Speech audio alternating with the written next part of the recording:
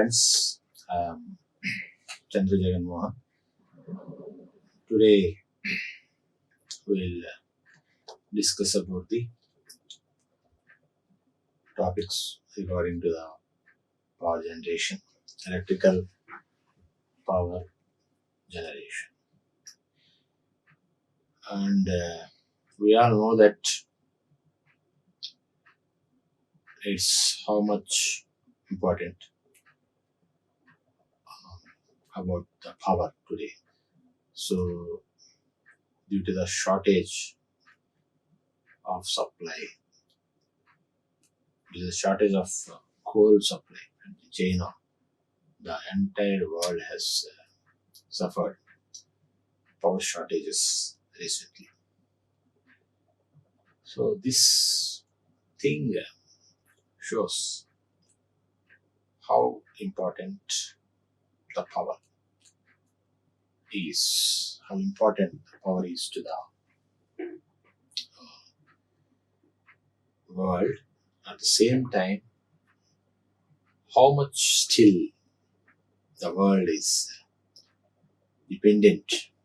The world is dependent on the thermal energy, especially on the coal. So that shows that the world, our technologies, our production, the new ways of producing the power.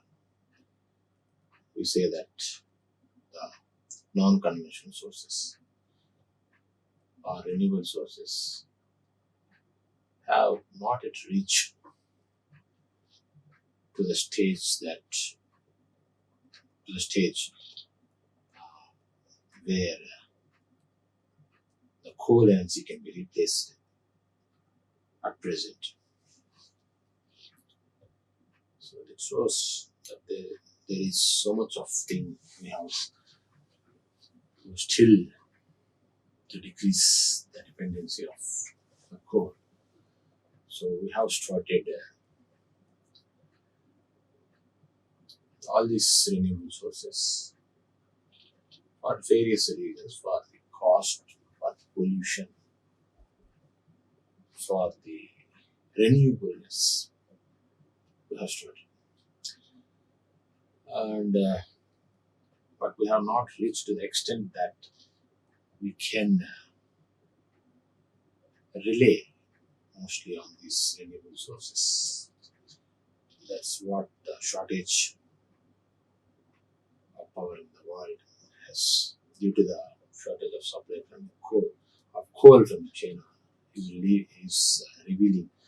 Though so many people are telling that we have done a great achievements in the renewable sources, but the recent incident has shown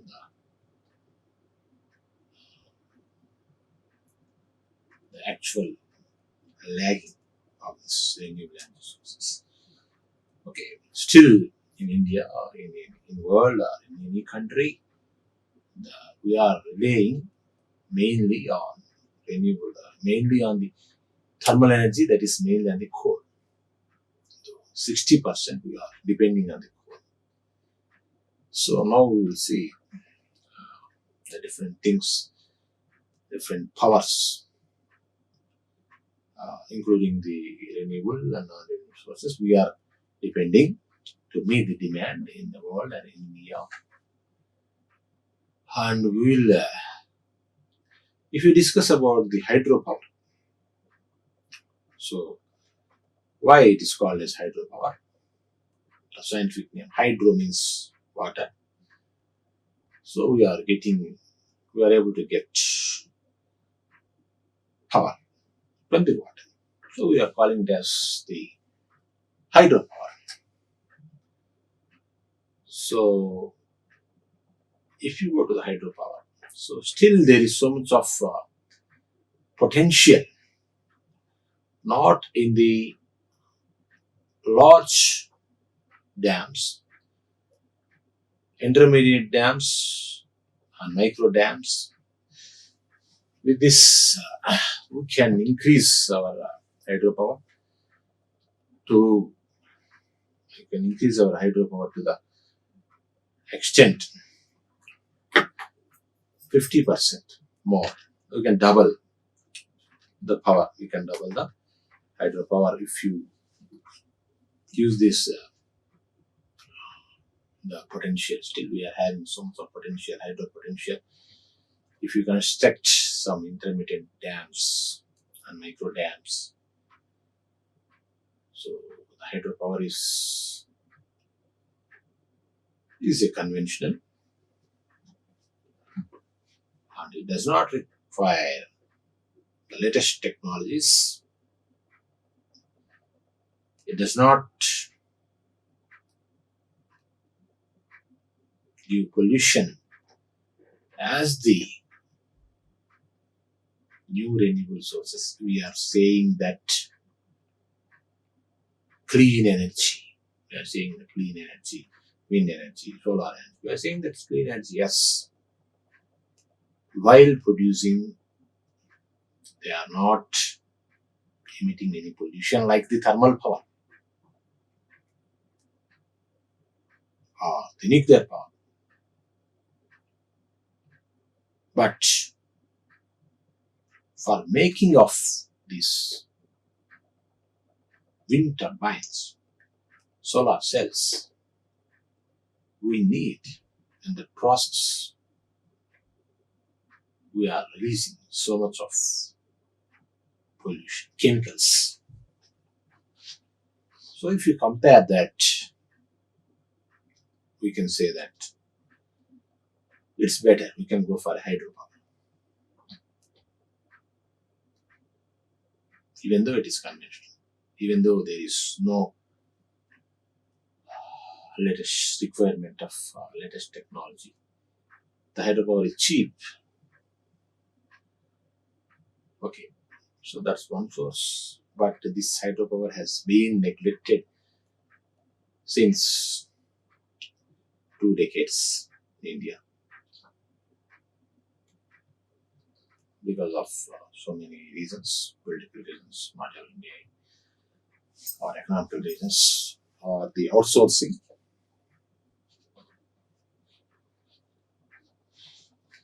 So, yes, if you go to the hydropower, if you focus on the hydropower, there are versatile different types of dams, which will suit for different conditions, landscapes. There are some places, always we go for high hat. Okay. So if you consider, only you can say that the dams, the hydropower dams, yes, another advantage with this hydropower dam is that it is a multi-purpose, not only producing the electricity. If you go to the thermal power, it's only the purpose is producing the electricity. If you go to the nuclear power, its only purpose is producing the electricity. If you go to the solar power, its only purpose is to produce electricity. If you go to the solar power, wind power, their only purpose is to produce electricity. Tidal power. But the hydropower is not like that. It acts as a reservoir. It will supply agricultural water. It will supply drinking water. It will provide good aquaculture. It will provide tourism culture. So the hydropower is something which is special, which is multi-purpose. That's the specialty of the hydropower. And it's the cheap source, and there is no pollution. Very, very less pollution if you compare with any other sources, except geothermal. So, and that there are different types of dams. If you divide, we can divide the hydropower in different types. The dam which is producing more power, high power producing dam, medium power producing dam, and micro power producing dams. Or otherwise, we can majorly divide into high head, medium head, and low head dams. But other than this classification, there are some special types of dams which were used for special purpose and which can only constructed under the special landscapes. So we cannot construct these things wherever you want.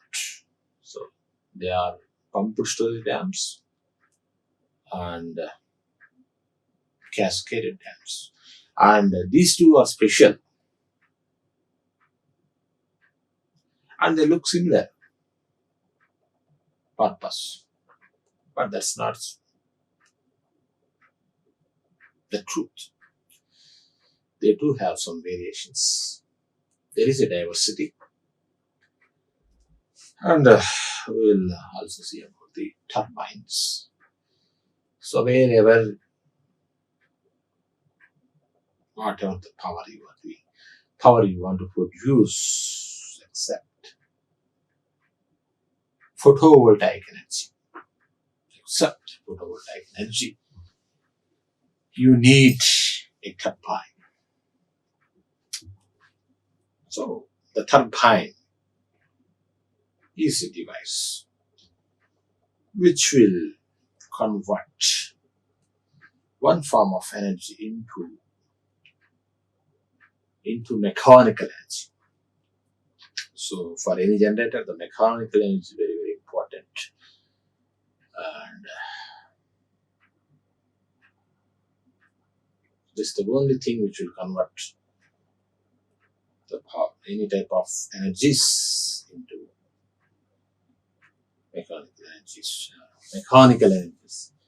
So they also adaptive. Different types of turbines are there.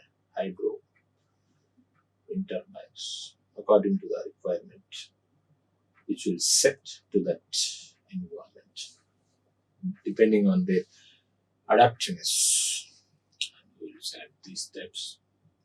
We will select different types of alloys, different types of coatings for this turbines. So first we will see. We'll go to the pump storage dam. So it is, as I told you earlier, it is a different type of dam. It is special. It is something special. It's not an ordinary dam. It is something which a normal person cannot think. So here, the interesting thing is that normally the dam is the thing where it acts as a reservoir. Yes, it acts as a reservoir. Yes, it can control the floods. Earlier days, in the old and ancient days, we were using the dams as a reservoir, as a controlling of floods. But nowadays, we are using these dams for electrical power generation. We have developed from the stage to the stage of power generating, using the dam for producing power generation. The potential energy which is there in the dam, we are using it to convert to the mechanical and then to the electrical. So the dams. So normally we think that once if we discharge the water from the dam, and we cannot reuse that water. We cannot reuse that water. So once the water comes out of the dam, that's all. It's over. It's just like once we're dead, we cannot come back. But yes, here, even if dead also, you can come back. Okay. So if you release the water, you can reuse the water which you have already used. And the thing happens, the both cases of the pump and cascade. Cascaded is different. So availability of such type of landscapes are very, very rare. This is also rare. But when compared to cascaded, this is somewhat better. Okay. So the thing is that here we are going to release the water whenever there is more demand. That means technically if you want to tell that during the peak load times. So these two things we are using for a special reason, that is to meet the peak load. Only for this purpose we are using. So what we will do when there is less load or less demand? We are doing that. We are pumping this water back into the reservoir 1. And that means we are recharging this reservoir 1. That's how. So that means you can observe here. So this operates in 2 phases. One phase is that when the pump and motor are working, that means we are pumping back the water which was released during the peak load times to meet the peak demand, to meet the peak load. So that time we are during the off-peak load times, we are pumping the water which we have released back to the reservoir 1. And generating phase, that means, so the water which is stored in the reservoir 1, we are going to release and we are going to generate the power, and we are supplying this power to meet the peak. And this water which is released is stored below this reservoir 1, and we'll pump it back during the off-peak. So otherwise we can say that you can observe in the diagram. So low level reservoir and high level reservoir. So the potential energy, because of the mass, because of the height, because of the gravitational force, we are using it during the on-peak demands. And we have released and we have generated the power and we have stored in the low level reservoir. And during the off-peak loads, we are going to pump that water which is there, which is released and there in the low level reservoir, back to the high level reservoir. And we will be ready to meet the high peak demand. That means, so we are reusing the water which has been used. We can do it again and again and again. How many times you want, you can do it. So this very special case, special type of dam.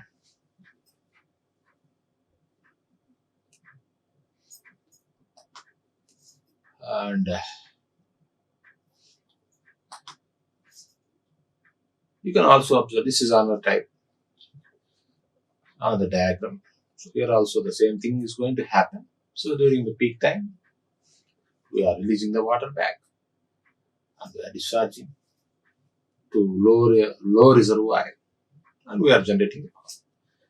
During the less peak times, we are pumping it back and storing, just like we are storing the water in our tank, water tank, in our syntax tank, in our home. We are pumping. We are pumping back from the ground. We are pumping back to the. So you imagine if your house having two storages of water. Okay, you are having a sump. You can compare like that. We are having a sump and we are having a syntax tank.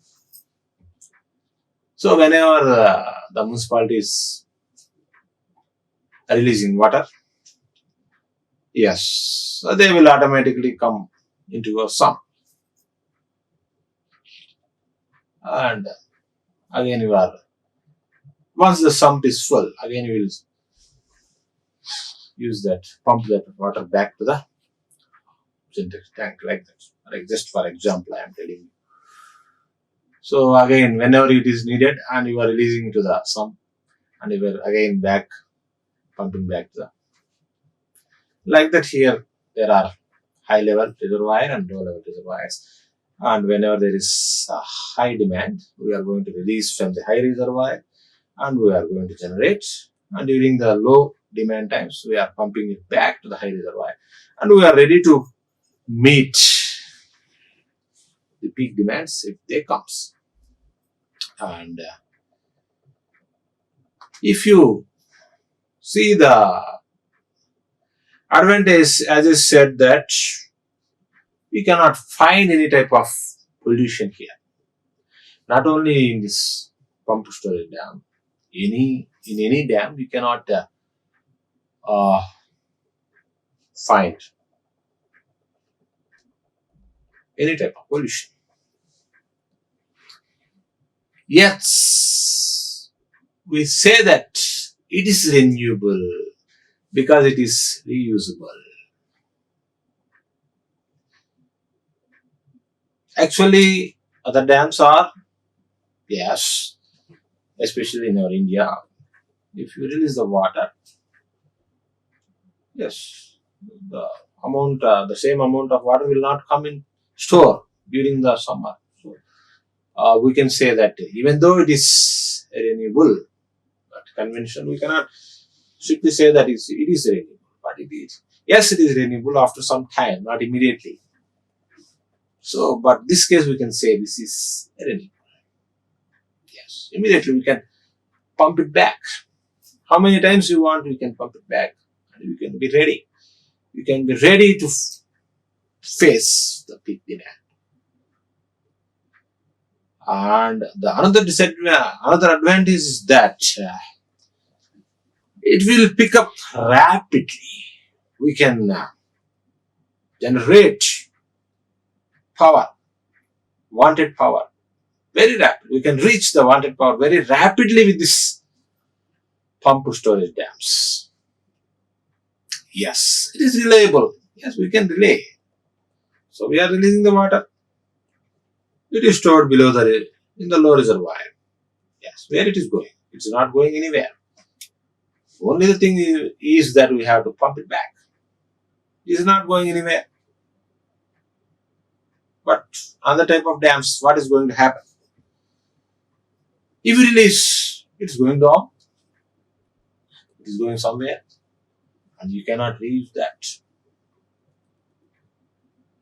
So you cannot relay. So if there is demand, of power you are going to release. And if the water is over, that's all. And we have to wait for the rain. Wait for the rain to fall and wait for the water to store in the catchment area. So when you compare to the normal dams, this is very, very reliable. So whenever we want, we can pump it back and we can use it.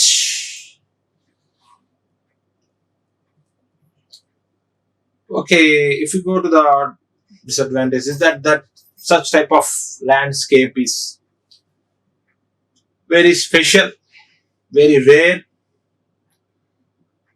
So if that is the case, if it is abundant, we could have built all the dams as a pumped storage dams.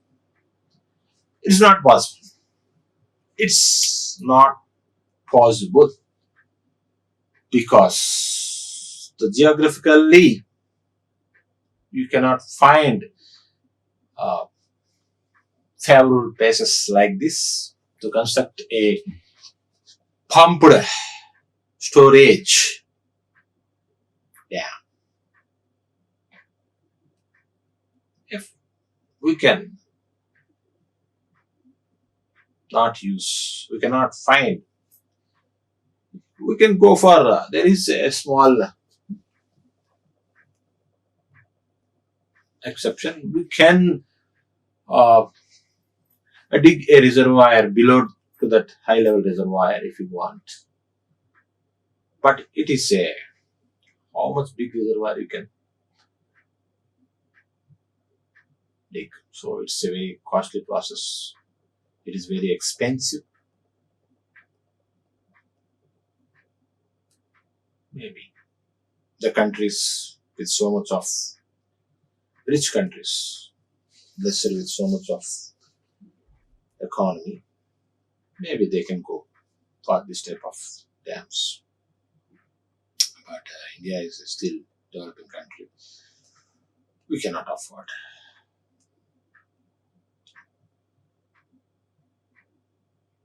So we need a very special type of sites.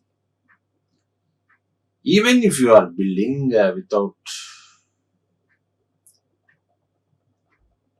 with a natural support, it's still expensive because we are pumping it back. It is expensive. We are saying that hydropower is the cheapest source of, hydropower is the cleanest source of power and also cheapest source of power. But in this case, we cannot say that cheapest source of power. It's not the cheapest source of hydropower. That's why we are only using this power to meet peak loads. So that means the pumped storage dam is the last preference. Is the last used dam, last preferred dam for the production of electrical power. Yes, it's the same case. If something is expensive,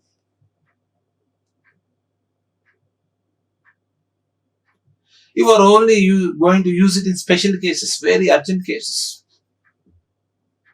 Yes. See, if you are having time, you want to go to some place. If you are having time, probably you will go by train or bus. Because if you are having very less time, you will go by flight. Yes, going by flight is your last preference because it is expensive. So, which is expensive will become your last preference. Similarly here also. Even though the pumped storage dam is a very interesting, very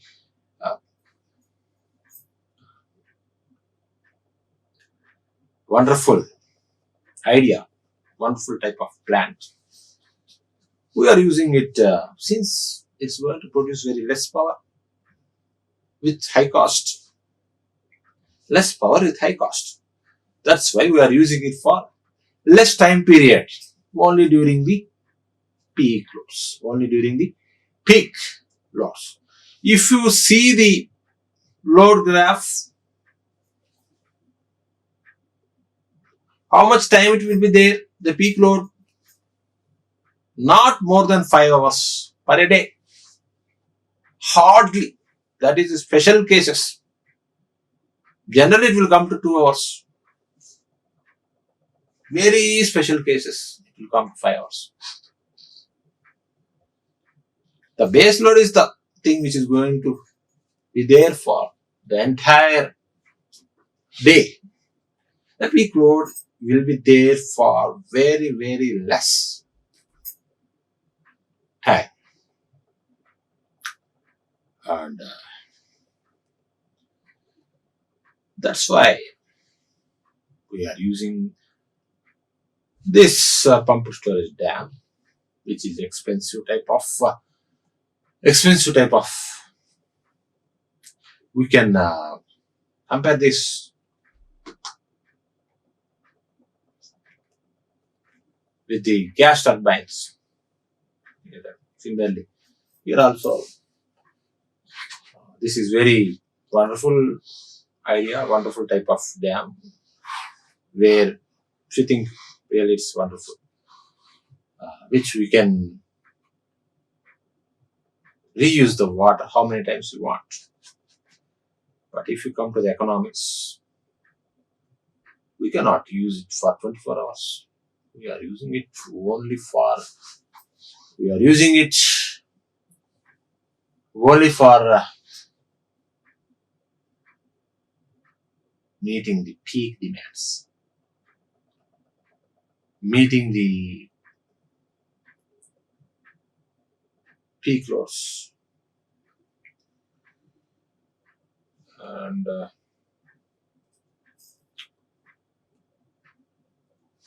And we will see cascaded dams. Yes, here also you are going to use the water which is already used. You can observe in the diagram. So there are so many dams. So the output of one dam is acting as the input to the dam below the dam. Like that for 2-3 times. Yes. So this is also a very special case. But the thing is, we are not pumping it back. The thing here is that we are not pumping back. So that's the difference. And if you go to the turbines, we can classify the turbines on different bases: on the head, on the inlet, on the speed of water. We can classify into different types. And the type of the jets. Okay. So energy at inlet, we can say that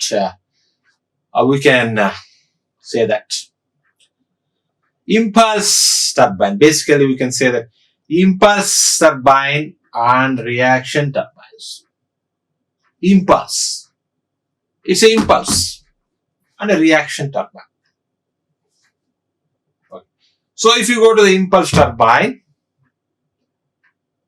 the type is that it's a PELTON wheel. And if you go to the reaction turbine, we can see we are having two things there. That is Francis and Kepler. Francis and Kepler. And the impulse turbine, that means the PELTON wheel, it requires high head and low rate of flow. High head and low rate of flow. And reaction turbines, low head and high rate of flow. And high rate of flow.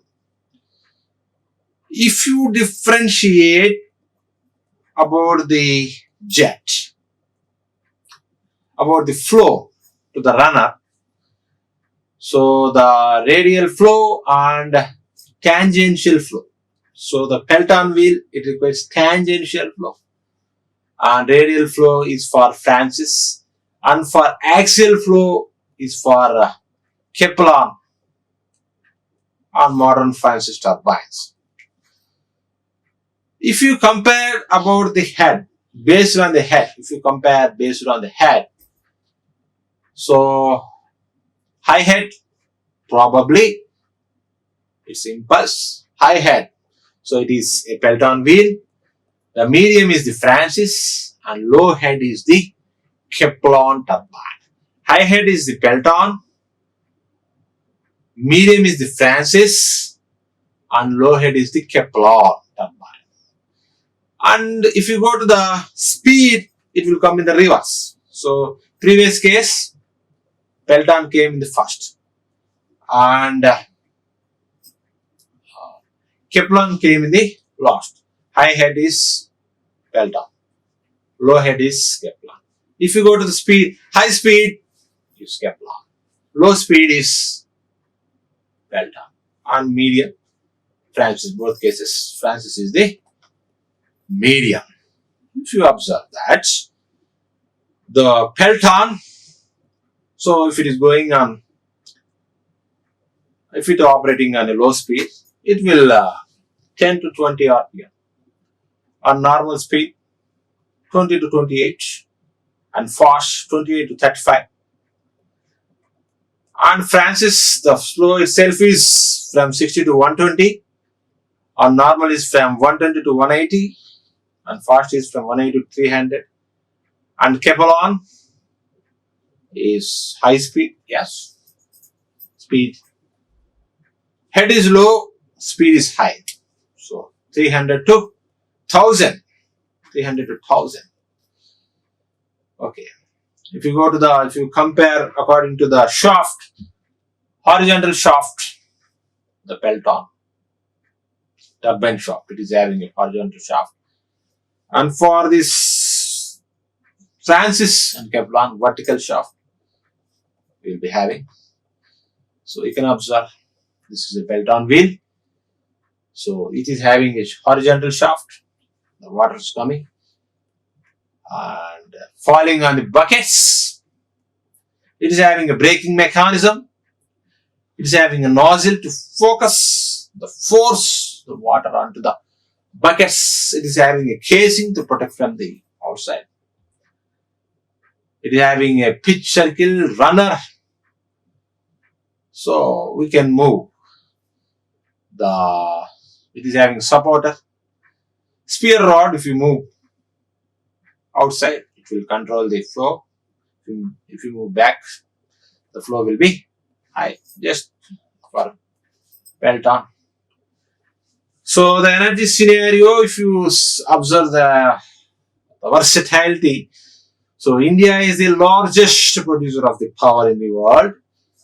And as I said earlier, it is 60% we are depending on the coal, and 14% we are depending on hydropower, and renewable power 15%, natural gas 8%, and nuclear power 1.8%, and oil 0.8%. So if you go to the oil and gas, India ranks third in the oil consumption after the USA and China.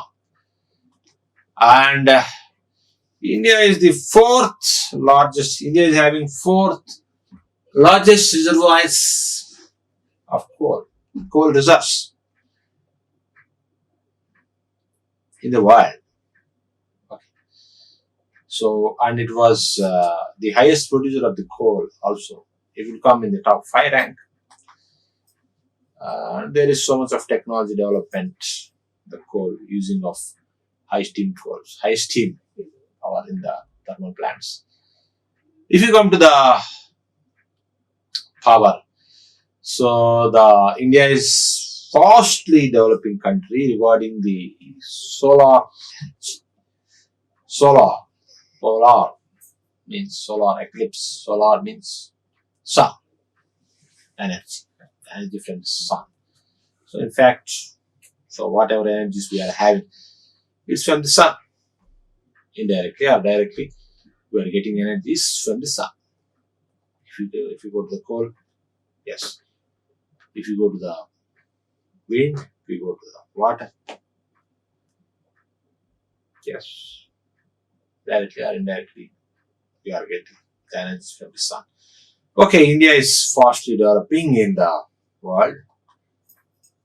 And hydropower, India is the 7th largest producer of hydropower in the world. Yes, still the hydropower, India is having so much of potential of hydropower regarding the medium and micro dams, and we have to concentrate because it is a multi-purpose, because it is the cheapest source, because it is a 0% pollution than the wind power. And solar power also, because the making process, we are producing so many chemicals. And wind power also, we are growing very fastly, and along with the biopower, we are using the biogas. Yes, this is somewhat very good thing. So we are using the wastage to produce the gas, and indirectly produce the power. So waste to power. Thank you for listening. Thank you very much. Like, share and subscribe. Hit the bell icon for more updates.